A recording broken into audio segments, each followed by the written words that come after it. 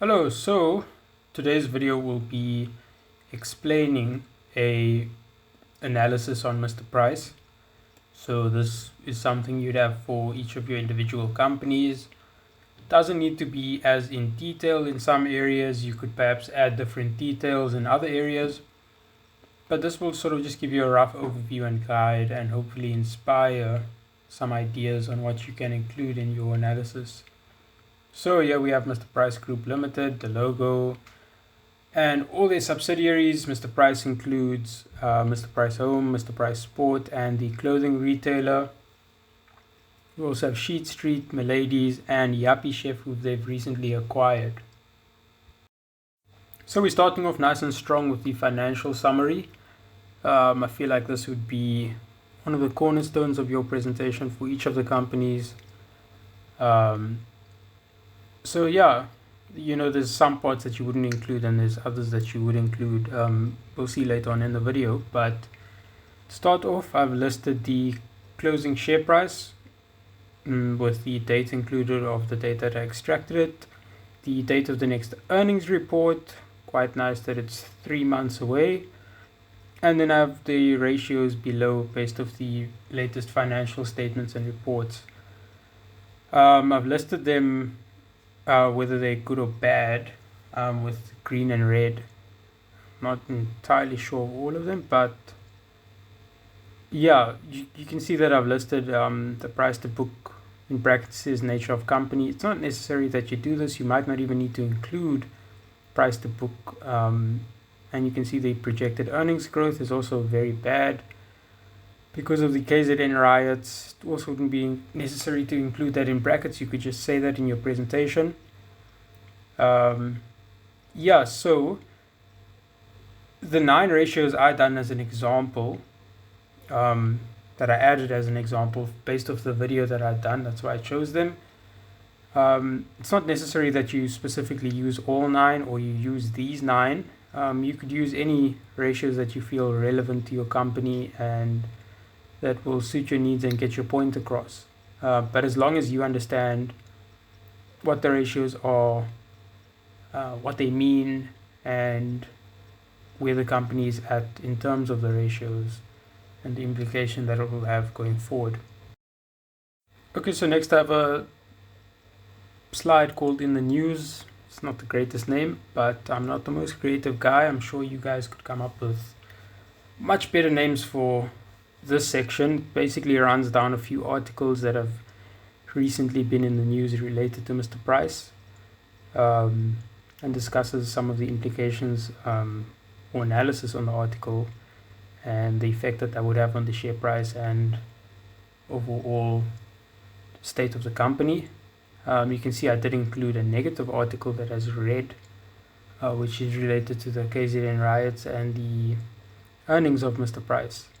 So it's important to include any negative articles as well, as long as they are still relevant. This is still relevant because we are still in this earnings period. So yeah, you don't want to mislead anyone or portray misleading information by not including anything negative. But I did caveat that by saying that this was not only a Mr. Price problem, and the country as a whole is most likely to recover from what happened. And Mr. Price in particular still does have their online section if any brick and mortar stores were damaged.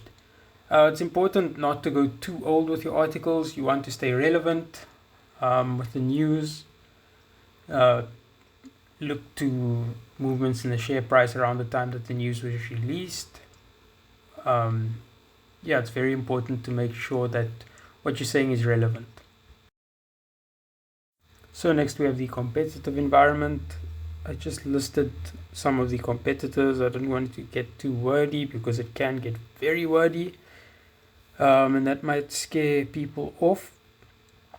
But yeah, you'd basically just list the competitors and the nature of the competition. So you could reference specific stores that are in competition with one another in these groups of competitors. You can list any competitive advantages or disadvantages or opportunities that may be present for Mr. Price, so for your company. Anything like that would be cool. You can get very specific in here, I think, because yeah, you're taking each individual, you could take each individual store, or you could just take it as a broad sort of comparative analysis of each competitor or company. So then we have our last slide in this analysis, upsides and expansion. That's what I called it. You could find any sort of name for it. I think I had a different name in my other example, where I just listed off a few of the cool things happening in Mr. Price and the brand itself, and the stores that would give it the edge over its competition and edge in the market and new offerings sort of thing. This would be quite an important slide because this looks into the future of the company and any sort of outlooks on what you can expect from the company coming forward, as well as the effectiveness of the management. This is one of the sort of areas you'd mention, how the management is performing and if they're staying up to date with the market and if they are staying competitive. So that brings us to the end of this video. There's no sign off or anything like that. No, thank you for watching. The next part will be up soon on YouTube. Will be the next video where I actually do the presentation for this for these slides within a fixed time allocation as you would have for all the companies in your portfolio. Something I'd like to add is that look at where your money lies in your portfolio and allocate your time appropriately according to that. So if, for example, if Mr. Price was half of my portfolio, I'd allocate around half of my time to it, to presenting it and showing it off. You don't need to go as in depth with each of your companies, and I know some people have baskets, so you don't need to go as in depth. This was a fairly extreme example because this would take a bit longer to present, but yeah, it's basically just a rough overview of everything going on in the company, in terms of finance, competitors, where they're going, what they're doing, kind of thing. So I hope this helped. The actual presentation will be up shortly. Thank you.